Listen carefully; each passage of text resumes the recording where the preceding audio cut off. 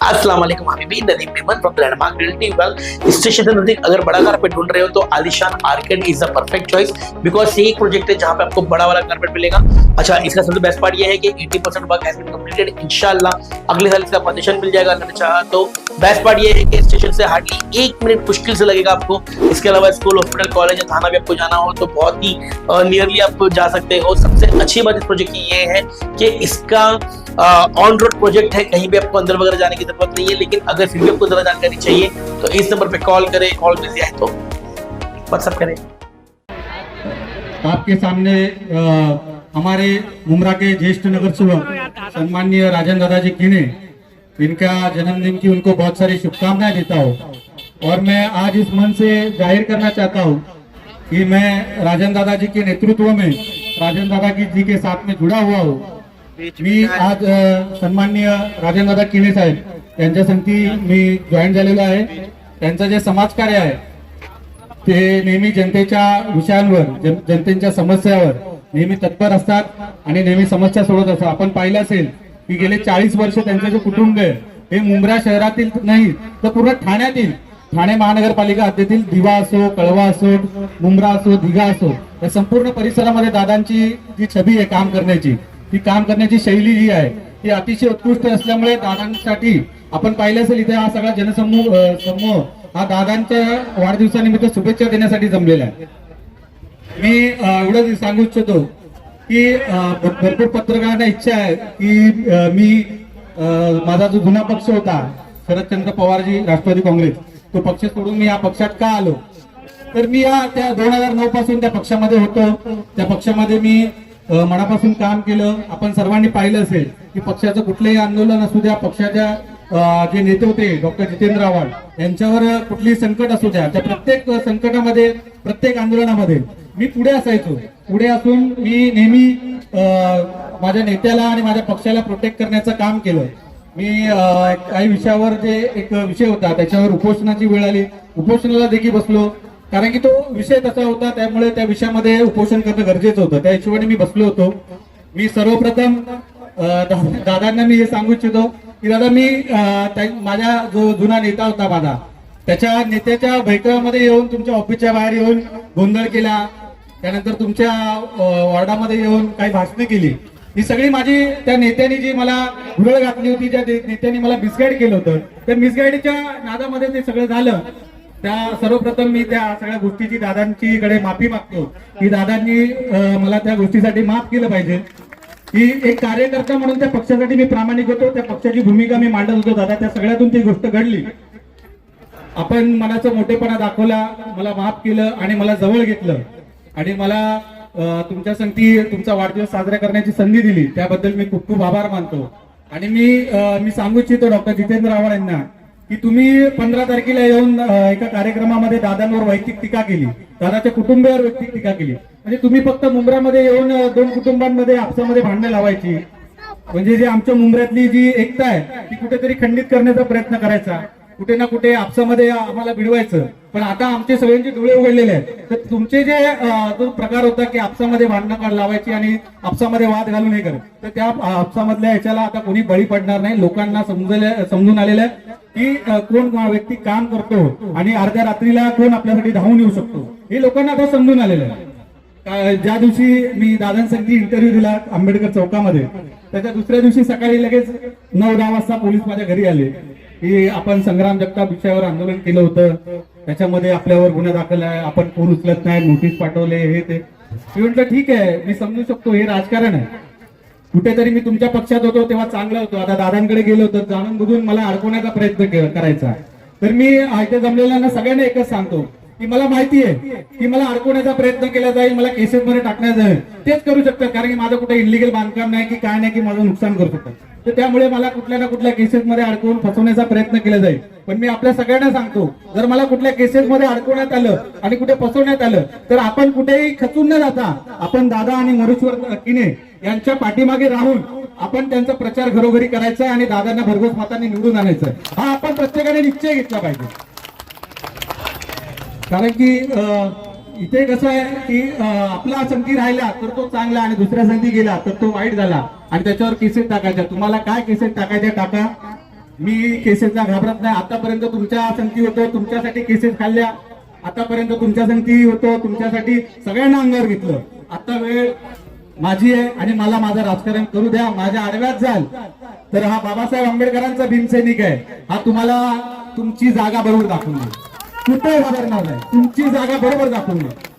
दादा तुम्ही आलात त्याबद्दल खूप खूप धन्यवाद. पुन्हा एकदा दादा तुमची माफी मागतो. तसेच रीना मॅडम आणि आमच्याबद्दल देखील खूप वाद करण्यात आले, खूप गोष्टी करण्यात आल्या. पण काय तो मॅडम मी खरं सांगतो, तो वेळ तसा होता, त्या पक्षात होतो, त्या नेत्यासाठी निष्ठा होती. तुम्ही देखील पाहिले असेल, त्या नेत्यासाठी होतो पण निष्ठेने लढत होतो. कुठे मागे हटलो का? बाबासाहेब आंबेडकरांनी आम्हाला संघर्ष शिकवला आणि त्या संघर्षामध्ये आम्ही कुठेही असलो तरी संघर्षासाठी कधी मागे हटणार नाही. आम्ही संघर्ष करून इथपर्यंत आलेलो आहे. माझे आई वडील कुठे राजकारणात नाहीत, कुठेच नाहीत. दादा आजपर्यंत संघर्ष करून इथपर्यंत पोहोचलोय, तुमच्या नेतृत्वात जॉईन झालोय. आणि मला आशा आहे की ज्या नेत्यासाठी 16 वर्ष काम केलं त्यांनी मला न्याय दिला नाही, पण तुम्ही मला न्याय द्याल ही मला पूर्णपणे आशा आहे. कारण की ह्या मुंब्रा शहरामध्ये इतिहास आहे. तुम्ही 8 लोकांना नगरसेवक बनवलं, दादा ते सगळे गद्दार निघाले आणि तुमच्यापासून लांब गेले.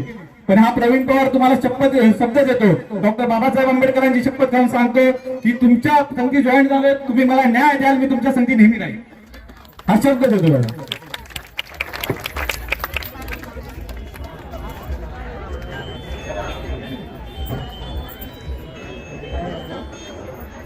अस्सलाम वालेकुम, नमस्कार, जय महाराष्ट्र.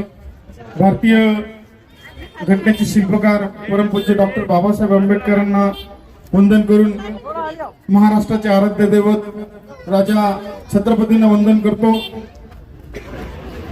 आज माझा वाढदिवस. या वाढदिवसानिमित्त प्रवीण पवार यांनी या सम्राटनगर भागात हा कार्यक्रम लावला आणि त्या कार्यक्रमाला उपस्थित माझ्या सर्व माता, भगिनी, बंधू आणि मित्रांनो,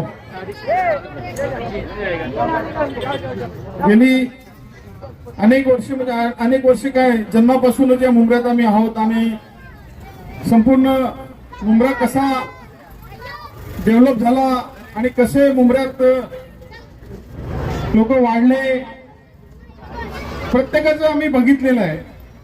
प्रत्येकाची म्हणजे काय बोलतात की प्रत्येकाचं ते चढ उतार बघितलेला आहे. पण परमेश्वरी कृपा आणि आपल्या सर्वांचे आशीर्वाद, या सर्व आशीर्वादाने मी म्हणजे माझी जी मान मर्यादा आहे किंवा माझा जो सन्मान आहे तो परमेश्वराने ऍज इट इज तसाच ठेवलेला आहे. कारण का खूप आले आणि खूप गेले, पण आपल्या आणि परमेश्वरी कृपेने आणि आपल्या सर्वांच्या आशीर्वादाने मी ऍज इट इज तसाच आहे आणि तसाच राहणार आहे. माझ्यामध्ये कोणताच बदल घडणार नाही. प्रवीण पवार एक चांगला कार्यकर्ता आहे. एवढी वर्ष मी बघतोय त्याच्याकडे की कशा पद्धतीने तो काम करतोय. यापूर्वी अनेक कार्यकर्ते माझ्याकडे आले, त्यांनी माझ्या बरोबर काम करण्याची इच्छा प्रकट केली आणि त्यांना सन्मान देण्याचं एक काम, मी एक नेता वगैरे काही नाहीये, मी पण एक कार्यकर्ता म्हणूनच काम करत असतो.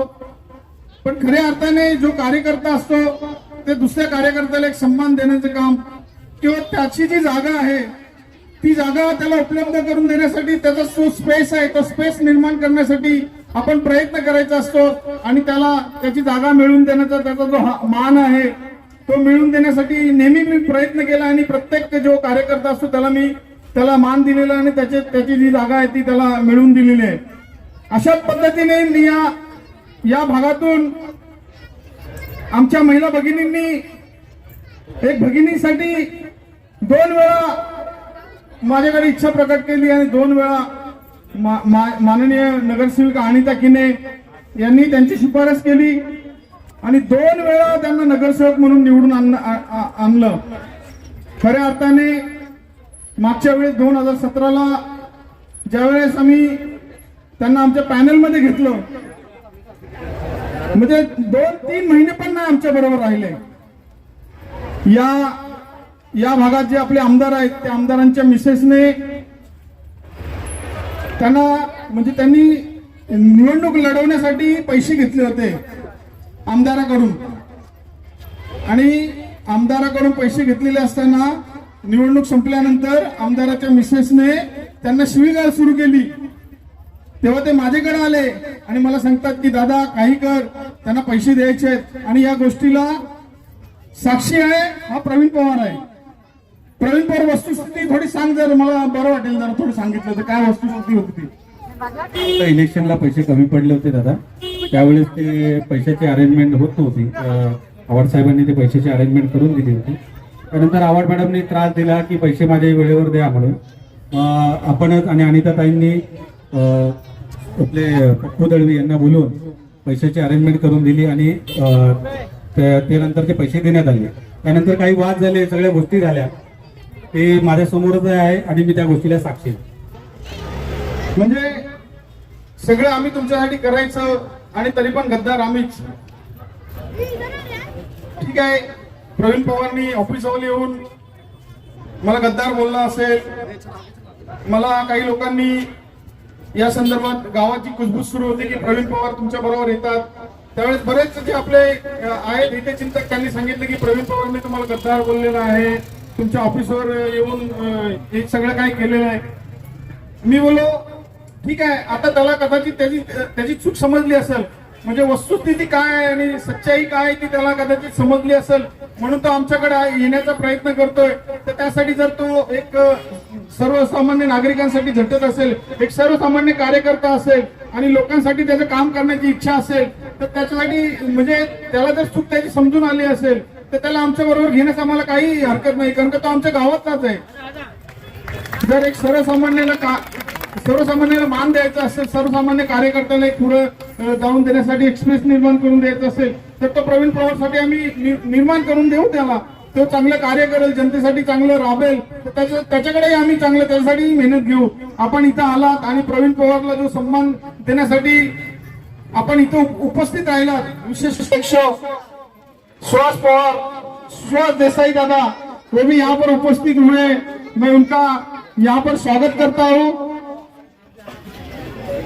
और आप अभी बोलूंगा जरा थोड़ा, क्योंकि ये हमारे नजीब मुल्ला भाई है. सबके दादा, हमारे दादा राजन दादा को मैं सालगिरह की मुबारकबाद देता हूँ. ये स्टेज इतना अनोखा है कि ये शख्स में दम है. मेरे को भी अच्छा लड़ा था, बट दिल से लड़ा था और वो सच्चा है, जिधर रहता है पक्का रहता है. और जब मेरे को राजन दादा ने बताया तो मैं बोला यार प्रवीण के, मैं उसके स्टेज पे पहले आऊंगा और मैं प्रवीण को मिलना चाहूंगा. इसके लिए प्रवीण, तेरे को हमारे फैमिली में आपका हार्दिक स्वागत. भाई बन के काम करेंगे. और तेरे से नाराजगी हुई, मगर हमने सत्ता होते हुए भी घर पे पुलिस ने भेजी, मगर तुम्हारे घर पे 3 महीने के आंदोलन के जैसा दादा के साथ इंटरव्यू दिया, पुलिस आई. तो मुझे बताओ, गरीबों को दबाने वाला चाहिए कि गरीबों के साथ रहने वाला चाहिए? और आज दादा का अपन जन्मदिन मना रहे. आज तारीख 19 है, 4 दिन बाद मेरा एक जन्मदिन बनेगा 23 तारीख को, जब आपने वो आमदार को वोट दिया था. बराबर है? 1 साल होने आया, 4 दिन बाद आपका पानी का समस्या हल हुआ? टोरेंट गई, सबका अत्याचार, पानी बेचने वाले गायब हुए, गली पानी स्वच्छता कचरा कम हुआ, कोई परेशानी कम हुई नहीं हुई ना? मैं आज ये इसके साथ हूँ कि मेरे जितने साथ में नगर सेवक, हम साथ में काम किए 25 साल, इनको कभी मुंह खोलने को दिया गया नहीं, इनको काम करने को दिया गया नहीं. 1 साल पहले आपने मुझे ठुकराया है, मगर आपके यहाँ 1 साल पहले आपने मुझे नाकारा है, ठुकराया है, मगर हमें आज भी आपकी फिक्र है.